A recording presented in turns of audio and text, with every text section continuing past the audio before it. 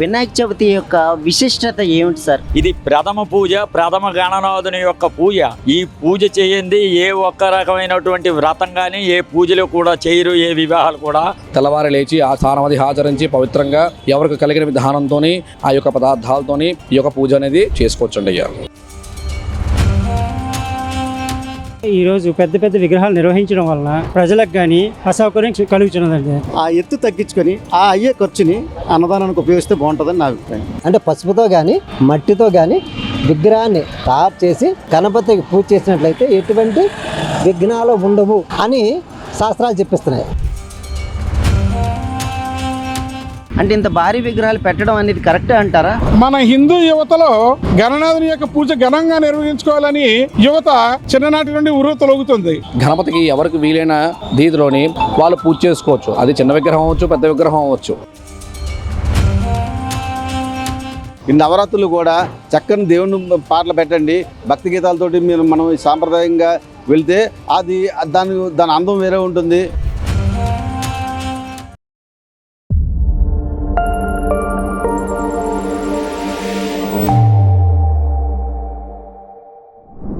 Welcome to థింకాంధ్రా. నేను మీ వెంకట్ పట్నాయక్. ఈరోజు వినాయక చవితి సందర్భంగా భారీ విగ్రహాలు పట్టుకొని వెళ్ళే క్రమంలో చాలామంది చాలా రకాలుగా ఇబ్బంది పడే పరిస్థితి కూడా ఉంది.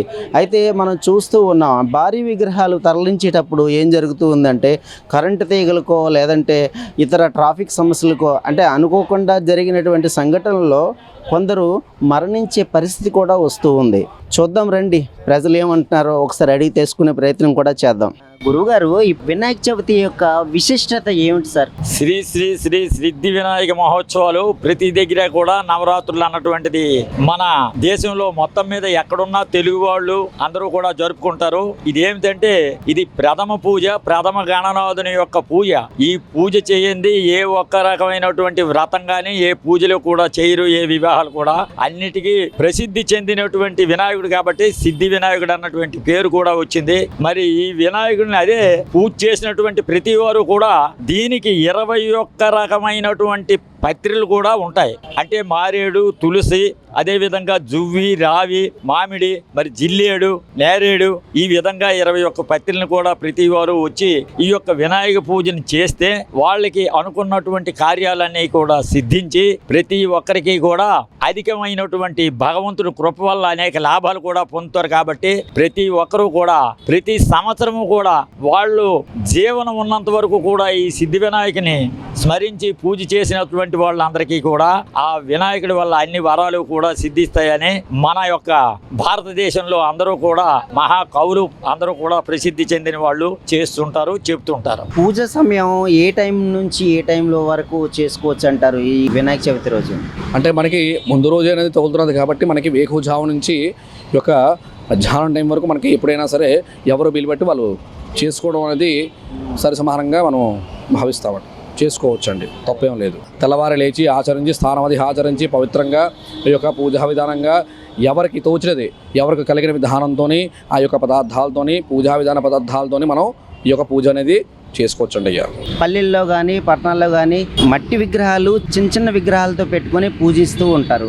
అయితే ఇప్పుడు అతి భారీ విగ్రహాలు వీధుల్లోని ఎక్కడ చూసినా కూడా చాలా భారీ విగ్రహాలు. అంటే ఇంత భారీ విగ్రహాలు పెట్టడం అనేది కరెక్టే అంటారా? మన హిందూ యువతలో గణనాథుని యొక్క పూజ ఘనంగా నిర్వహించుకోవాలని యువత చిన్ననాటి నుండి ఉర్రూతలొగుతుంది. దానిలో భాగంగానే భారీ ఎత్తున గణనాథుని యొక్క విగ్రహాలు పోటాపోటీగా ఒకరి మించి ఒకరు చేయాలి, భగవంతుని యొక్క భక్తిభావం నిరూపించుకోవాలి అని ఒక సద్భావంతో వారు చేసే ప్రయత్నం రకరకాల కారణం అవుతుంది. మరి దానివల్ల ప్రకృతి కూడా చాలా ఇబ్బందికరమైన వాతావరణం, ధనవ్యయం ఇవన్నీ జరుగుతూ ఉంటాయి. కానీ దీని అన్నిటికంటే మించింది మట్టి గణపతిని పూజించుకుంటూ పేద ప్రజానీకానికి అన్నదానం చేస్తూ మన హిందూ సాంప్రదాయాన్ని కొనసాగించాలనేది నా మనవి. ఇప్పుడు భగవంతుడు అన్నాక ఆయన యొక్క ఎత్తుని మనం కొలవలేము. ఆయన అంతర్యామి, అంతటా వెలిసి ఉంటారు ఆయన. అందువల్ల గణపతికి ఎవరికి వీలైన దీదిలోని వాళ్ళు పూజ చేసుకోవచ్చు. అది చిన్న విగ్రహం అవ్వచ్చు, పెద్ద విగ్రహం అవ్వచ్చు. ప్రస్తుతం సమాజంలోని మట్టి విగ్రహాలను తయారు చేసి పూజించడమే సాంప్రదాయం అండి. కానీ ఈ రోజు ఏంటంటే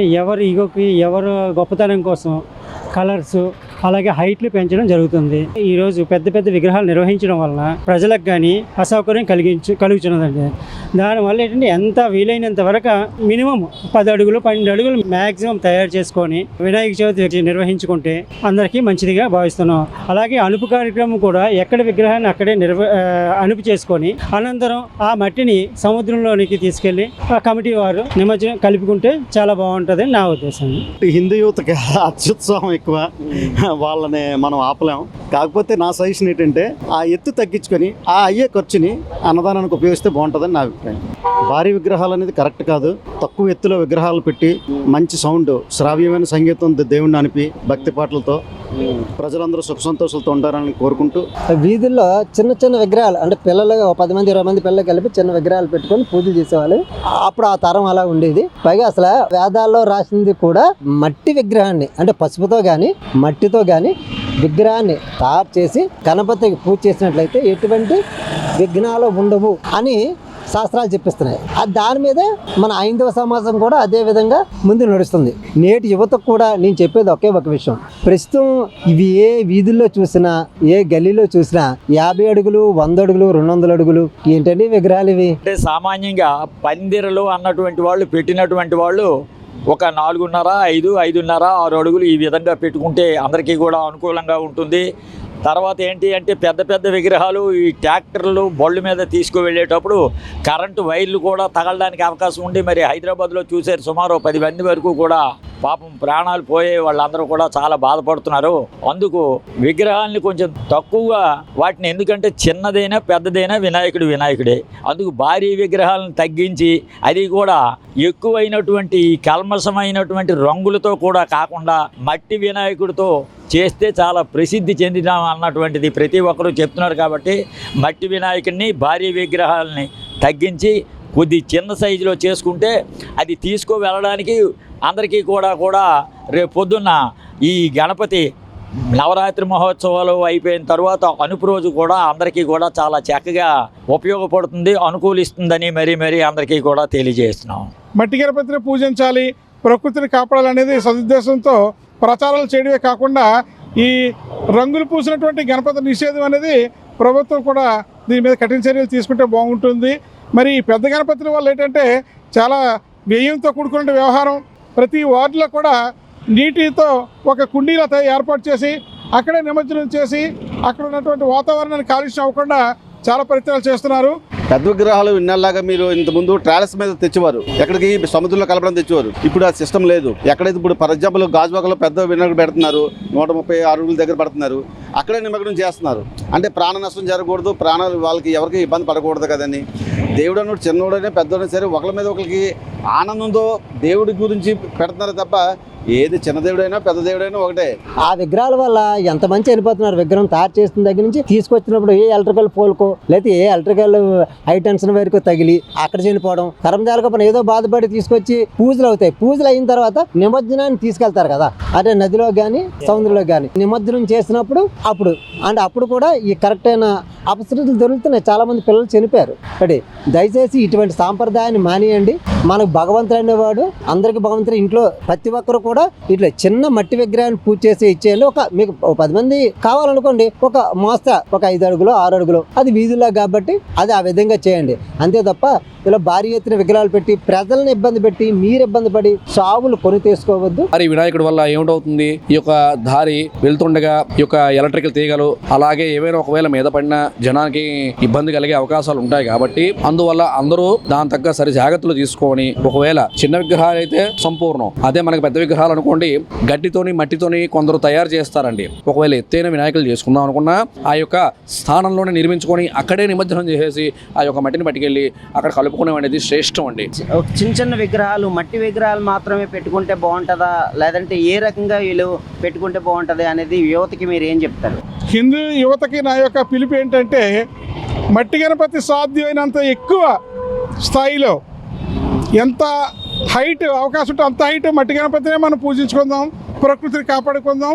ఏదైతే మనం వృధాగా ఖర్చు చేస్తున్నటువంటి ఈ డబ్బుని ఇంకా అనేకమైన సంక్షేమ కార్యక్రమాలకి ఉపయోగిస్తే చాలా బాగుంటుందని నేను యువతను కోరుకుంటున్నాను. ప్రధానంగా యువతకి ఏం చెప్పాలనుకుంటారు, ఎలా చేస్తూ ఉంటే బాగుంటుంది అనుకుంటున్నారు? మీరు ఎక్కువ మంది మ్యాక్సిమం ఏంటంటే ఈ డీజేలు అది వద్దండి. ఈ పందిరి వేసినప్పుడు దేవుడిని పెట్టినప్పుడు ఈ నవరాత్రులు కూడా చక్కని దేవుని పాటలు పెట్టండి, భక్తి గీతాలతోటి మనం సాంప్రదాయంగా వెళ్తే అది దాని అందం వేరే ఉంటుంది. మన డీజేలు అస్తమానం అన్ని చోట్ల వింటున్నాం, అక్కడ పరువు తీసినట్టుగా అవుతుంది, మనకి కొంచెం డిస్టర్బెన్స్ వస్తుంది. అవి విన్న వాళ్ళకి డిస్టర్బెన్స్ వస్తుంది. ఏంటి వినాయకుడి దగ్గర ఇంత భక్తి ఇంత పెద్ద చేస్తున్నారు, ఖర్చు పెడుతున్నారు, ఈ డీజేలు ఈ పాటలు ఏంటి ఆ పాటలు ఏంటి డ్యాన్స్లు ఏంటి అంటున్నారు. వాటికి అన్నిటికీ నేనైతే విరోధం. డ్యాన్సులు వేయకూడదు. ఆ భక్తితోటి భక్తి శ్రద్ధలతోటి భక్తి పాటలు వేసుకొని ఆ భక్తి పాటలు వేసుకొని నిమజ్జనం చేసే వరకు కూడా చేసి 10 మందికి ఉపయోగపడేలాగా భోజనాలు పెట్టినట్టుగా ప్రసాదాలు పెట్టినట్టుగా వాళ్ళకి చేస్తే నేను ఎంతో సంతోషిస్తాను. నా ఒపీనియన్ చెప్తున్నాను, చాలా సంతోషం అండి. ఈ యువతకి నేను వచ్చే ఒక మాట, రాబోయే రోజుల్లో విఘ్నహరుడి తాలకు విఘ్నాలు మీరు గురి కాకుండా పూజలు చేయండి తప్ప మీరు దానికి గురి కాకుండా ఉండాలని నేను కోరుకుంటున్నాను. అంటే భారీ విగ్రహాలు డీజేలు పెట్టి పూజిస్తూ ఉన్నారు, ఇది ఎలా చూడాలంటారు? ఈ విధంగా చేయడం వల్ల ఏంటంటే పబ్లిక్కి చాలా ప్రజలకి అసౌకర్యంగా ఉంటుందండి. దానివల్ల ఏంటంటే ఈ భారీ సౌండ్లు ఉండడం వల్ల హార్ట్ అటాక్ ఉన్న వాళ్ళకి ఇబ్బంది కలుగుతుంది. అలాగే సౌండ్ పొల్యూషన్ ఎక్కువగా ఉండడం వల్ల ప్రజలకు కానీ చాలా ఇబ్బందిగా అసౌకర్యంగా కలుగుతుందండి. అందువల్ల డీజీల మీద కూడా పోలీసు వారు యాక్షన్ తీసుకోవాలి. అలాగే భారీ విగ్రహాల నిర్వహణ కూడా కొంత లిమిటేషన్ పెట్టి గవర్నమెంట్ ఇంతే లిమిటేషన్లో పెట్టుకోవాలి. దీనివల్ల ఏంటంటే వైర్లు తగలడం కానీ చాలా మంది చనిపోవడం జరుగుతుంది ఊరేగింపు సమయంలో. అందువల్ల ఇటువంటివన్నీ తగ్గించుకుంటే సమాజానికి బాగుంటుందని నా ఉద్దేశం. వినాయకుడు తీసుకెళ్లేటప్పుడు చిన్న సౌండ్ పెట్టి డీజేలు గట్రా పెట్టకూడదండి. చిన్న సౌండ్ పెట్టుకొని వినాయకుడు భక్తి పాటలు వేసుకొని ఆ కాసేపు నిమగ్నం జరిగే వరకు పెట్టుకుంటే మనం కూడా భగవంతుడిని గౌరవించుకుంటూ ఉంటుంది, మనం పూజలు చేసినందుకు ప్రతిఫలం కూడా ఉంటుందని నేను అనుకుంటున్నాను. సామాన్యంగా ఏంటి అంటే ఈ యొక్క సౌండ్లను తగ్గించి ఈ సినిమా డ్యాన్సులు వాటికన్నా కూడా ఈ భజనలు అన్నటువంటివి పూర్వం నుంచి ఉన్నటువంటివి, అందుకు అవి కూడా అంతరించిపోకుండా ప్రతి ఒక్కరూ కూడా ఆ పందిరుల దగ్గర మేళతాళాలతో భజనలు కూడా చేసి ఈ భగవంతుని యొక్క స్మరణ చేస్తే చాలా పుణ్యం కూడా వస్తుంది. అంతేగాని ఎక్కువైనటువంటి డీజే సౌండ్లు పెట్టి ఈ యొక్క డ్యాన్సులు కూడా విపరీతంగా చేసినందువలన కొంతమందికి హార్ట్ అటాకులు ఉన్నటువంటి వాళ్ళు కూడా జాగ్రత్త పడాలి. మరి సౌండ్లు కూడా కొంచెం తగ్గించి ప్రజలందరికీ కూడా అనుకూలంగా సహకరించాలని 50 మందికి కూడా తెలియజేస్తున్నాం.